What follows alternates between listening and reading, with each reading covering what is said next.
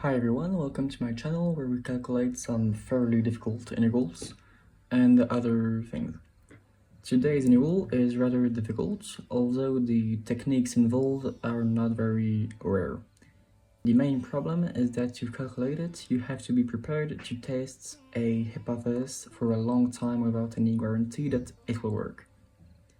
What's more, it's best to be familiar with polygamma functions for a big index. I'd suggest you try it yourself before looking at the solution.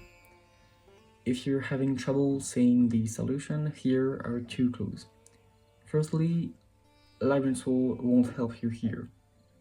Secondly, pay close attention to the bounds of the integral, as they might give you a clue. 0 and positive infinity can be seen as the inverse of each other. Well, I hope you've tried the integral yourself, and even if you haven't managed to work it out, just because you thought about it for 5 minutes, it will put you in good shape for the development that's coming. The clue about the bounds tells us that the substitution of type x goes to 1 by x could help us a lot. The main problem with this substitution is when we have exponentials, because 1 by x becomes very difficult to manipulate, but this is not the case here. Polynomials and logarithms work very well with this substitution. We can first test whether the integral is 0 by, of course, calculating the integral itself with x goes to 1 by x. Sometimes with this kind of integral, you get the same integral but with a negative sign, which proves that I equals negative I, and so the integral is just 0. It's a good idea to try out, but unfortunately it won't work here. However, we can work around it by splitting up the integral before making the substitution. Well, we need to study two integrals, first from 0 to, let's say, a, then from a to infinity of log squared x by square root x 1 minus x squared dx.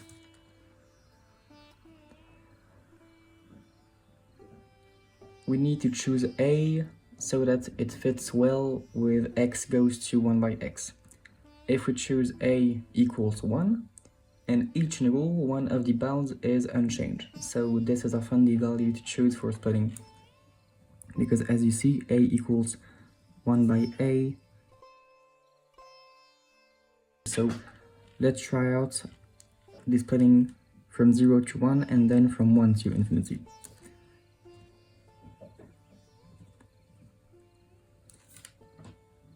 So we write I as a sum of I sub 1 and I sub 2. And we are interested in the second integral I sub 2. Making the substitution x goes to 1 by x, we can prove that it fits very well with our first integral I sub 1. Because as you see, let's say u equals 1 by x and the x equals negative du by u squared. I sub 2 equals the integral from 1 to 0 of log squared 1 by u by square root 1 by u 1 minus 1 by u squared negative du by u squared. The boundaries become 0 to 1 because of this negative sign here, and we have our log squared 1 by u, which is just log squared u. Here we have 1 by u, which goes to square root u in a factor instead of the denominator, and we have here 1 minus 1 by u squared, and here u squared would become u minus 1 squared du. And you see that this is pretty much the same integral as the first one, but instead of having square root x in the denominator, we have square root 2 in the numerator. So I sub 2 and I sub 1 are equal if we forget the power of u here, which was negative a half here, and which has become positive a half. So let's say we give a generalized integral I of s, being the integral from 0 to 1 of x to the s power log squared x by 1 minus x squared dx. And as you see, I, the integral we're looking for here, is just I of a half plus I of negative a half. Let's calculate this generalized integral. The first thing to notice is the quotient here, which can be developed quite easily. I of s equals the integral from 0 to 1 of x to the s log squared x times 1 by 1 minus x squared. This can be developed using series extension. How do we do that? We start with 1 by 1 minus x, which is equal to the sum for k starting at 0 of x to the kth power. By differentiating on both sides, we get here 1 by 1 minus x squared equals d by dx, the sum of x to the kth power for k starting at 0. And, well, on the right we have to differentiate a series expansion, and we want to switch up the sum and differentiation operators. You have the right to do this if the function is absolutely convergent, which is the case here, is if x is strictly less than 1. You might be tempted to say that in the case in the single value x equals 1 doesn't count, because we're doing the integral, so the value of the function at a single point doesn't count. However, we need to make sure that this point doesn't count at all, and this isn't very difficult. When x approaches 1, the log here is equivalent to x minus 1. So for x approaches 1 here, we have just f of x, which is the integrand here, which is equivalent to x to the s power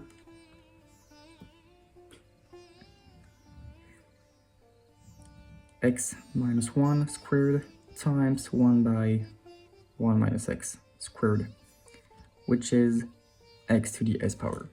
So we can just assume that s is greater or equal than negative a half, because we don't need I of s to have any value when s is less than negative half. And if we have s greater than negative half, you see that this integral would be convergent for x approaching 1. So we have the right to do this, to just switch up here the differentiation and summation operators.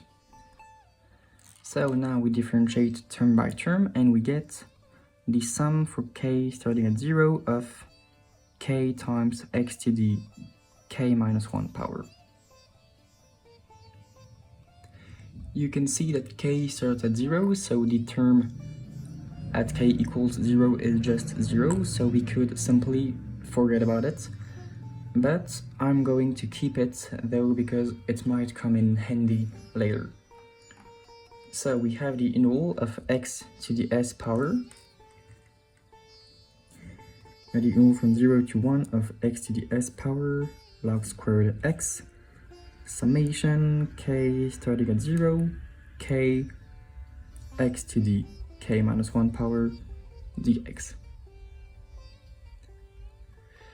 we place all the terms here in the integral inside the sum. And we have the integral from 0 to 1, summation for k starting at 0, k times x to the s plus k minus 1 power log squared x dx. Now we want to swap the sum and the integral operators here. We're in luck, the function we're summing is strictly positive for almost the whole integral. So we just need to overrate the function here, the integrand. For this, the parameter s is very important. But again, if s is very negative, the function tends to infinity if in 0. And that wouldn't suit us, but we just decide that s is greater than negative half. And by limiting case, it is 0 and 1 except for the first term. So if k is greater than 1, greater or equal, we just have no problem here. And if k equals 0, well, we just have here 0 times some integrand, so we don't have a problem either.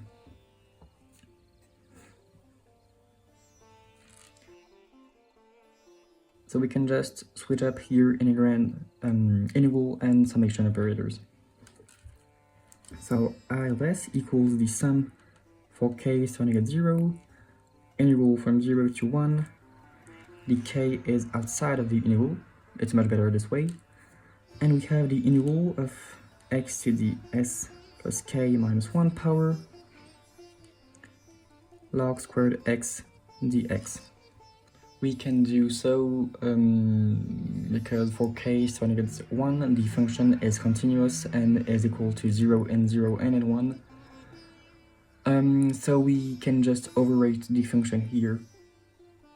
And it won't depend on s for any value of k.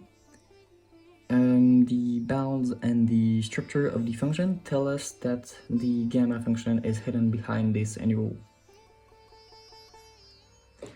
To make it appear, we need to get rid of the log here and make exponentials appear, while making sure that the bounds become 0 and positive infinity. The substitution here is, well, x goes to e to the negative t. So we have here the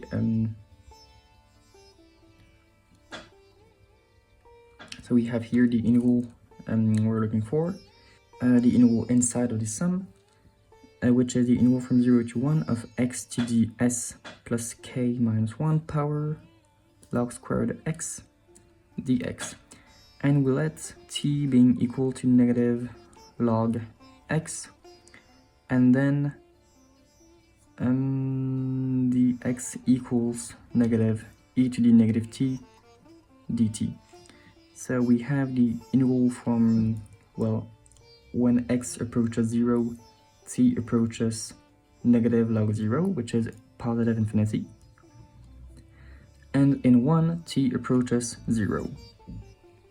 So we have here e to the negative s plus k minus 1 t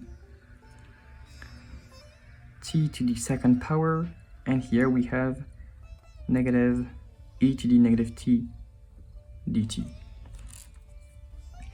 And after a little simplification, we have here this negative sign goes outside of the integral, and we use it to switch up the boundaries, and we have the integral from 0 to infinity e to the negative s plus k times t, because here we have e to the negative 1 power of t, which goes here, and we have then t squared dt.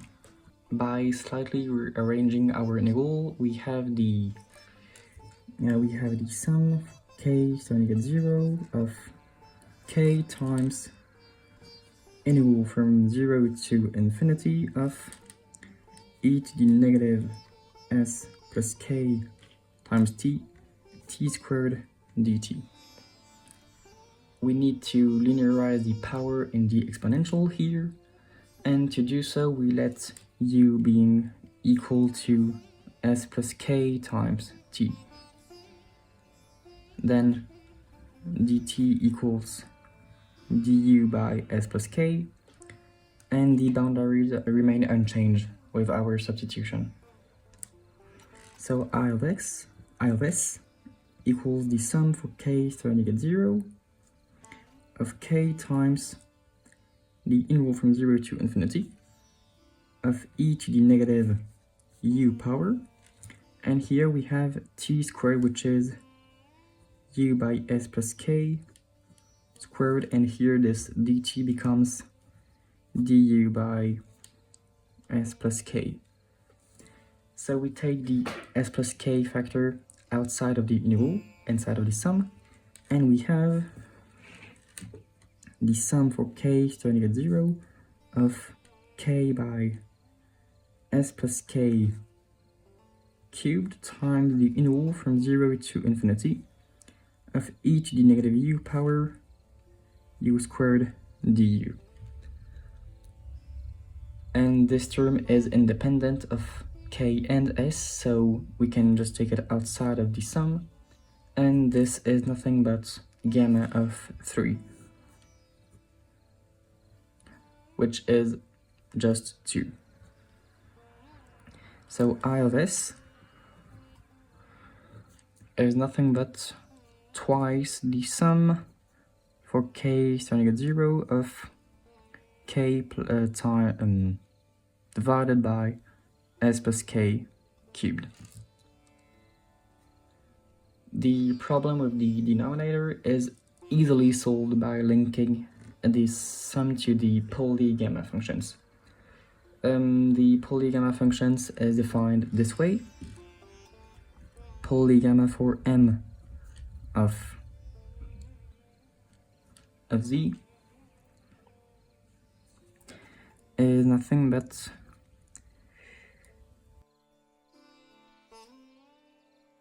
d to the mth power by dz to the mth power of the digamma function of z. This function depends on two variables, but for m starting at 1, it is pretty easy to write each polygamma function because well, the digamma for 1 of z equals the sum for k starting at 0 of 1 by k plus z squared. And when we differentiate, we just get here some negative sign and some 2 factors, so we can just we know that the polygamma for 2 of z equals negative 2 times the sum for k starting at 0 of 1 by k plus z cubed. You can see from the definition of the polygamma for m of z that the k in the denominator here won't be a problem. So how do we get rid of the k in the numerator? Well, we simply had to add s and then subtract s. And so that's we can get a sum of 2 sums which can be linked to the polygamma functions.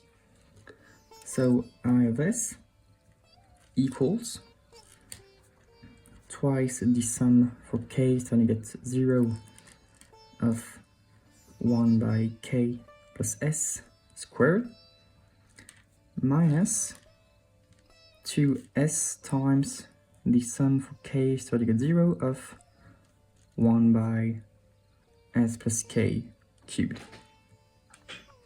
And as you see here with the definition of the trigamma function here and the quadrigamma function here, well, quadrigamma function is not a real function, just I use it because I will say too many times polygamma here, so well, I just call this the quadrigamma function, but I'm the only one. But you see with this definition that this is nothing but twice the trigamma function of S plus S times the quadrigamma function of S. And this is a 2 here, which means I equals 2 times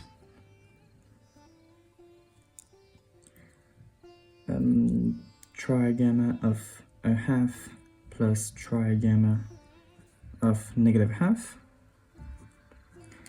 plus a half times quadrigamma of a half minus quadrigamma of negative half.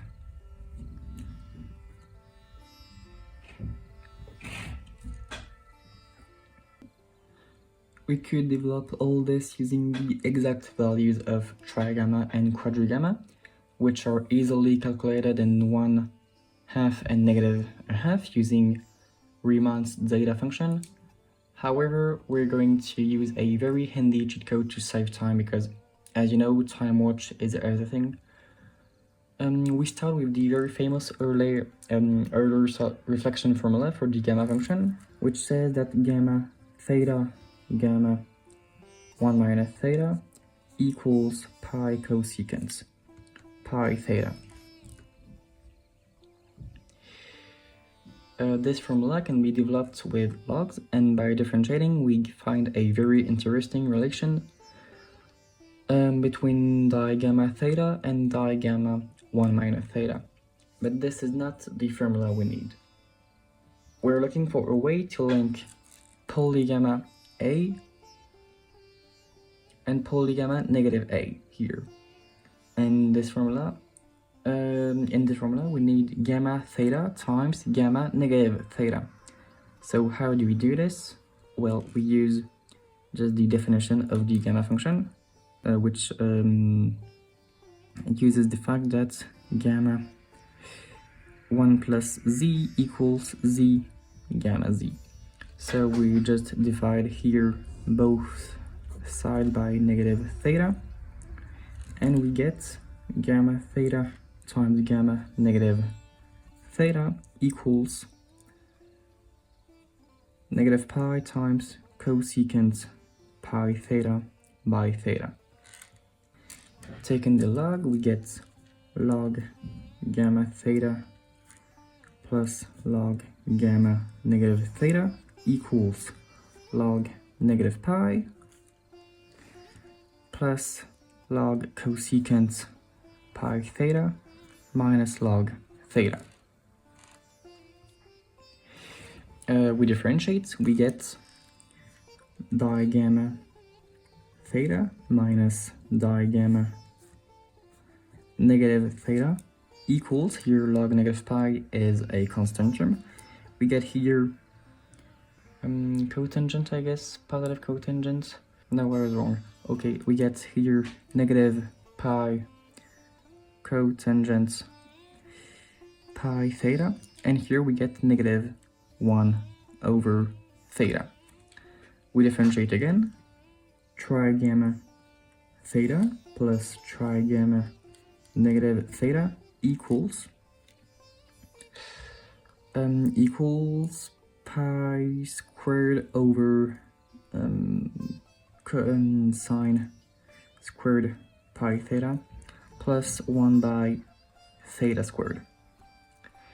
We differentiate one last time and we get quadrigamma theta minus quadrigamma negative theta equals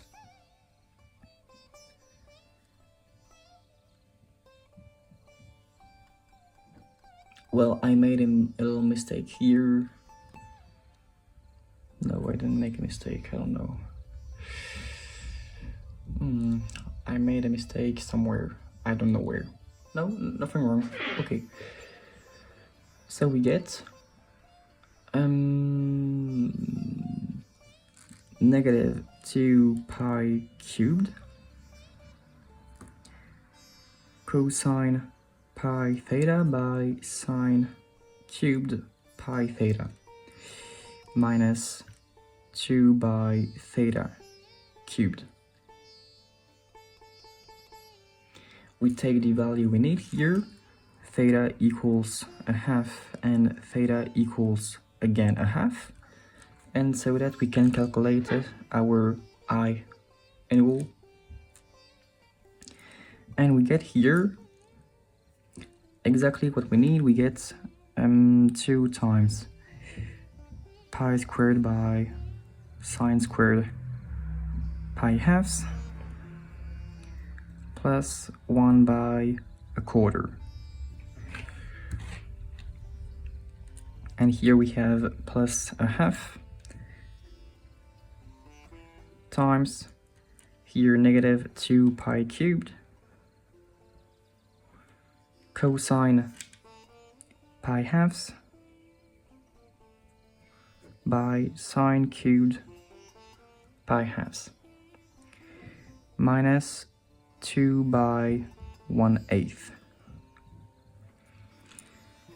And well, we have to develop a little bit, and we have 2 times, well, sine squared of pi halves is just 1, so we have pi squared plus 4.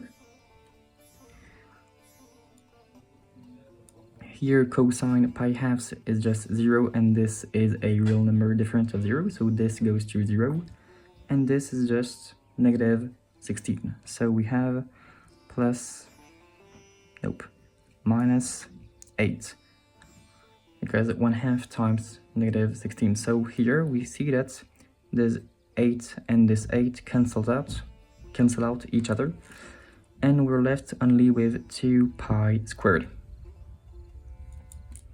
which means that our ugly integral from the beginning, the integral from 0 to infinity of log squared x by square root x 1 minus x squared dx equals 2 pi squared. I hope you've understood the manipulations I've done here, because we're going to see more integrals of this kind in the next few videos. In the very next video, we're going to see an integral that's very similar to today's, except that it's slightly more complicated. We'll look for the integral from 0 to infinity of what again? Log x, okay. Log x, an absolute value to the 3/2 power divided by square root x 1 minus x squared dx. And you'll see that the development of this integral is similar to today's, but we'll have to play around with some rather abstract convergence problems and Hurwitz data function. In the meantime, make sure you've seen my tutorial on how to use Lambda tool and Feynman's technique, as well as the example in the first and second videos of this channel. Until the next video, make sure to subscribe to my channel if you want more integrals, and until then, study, learn, and progress.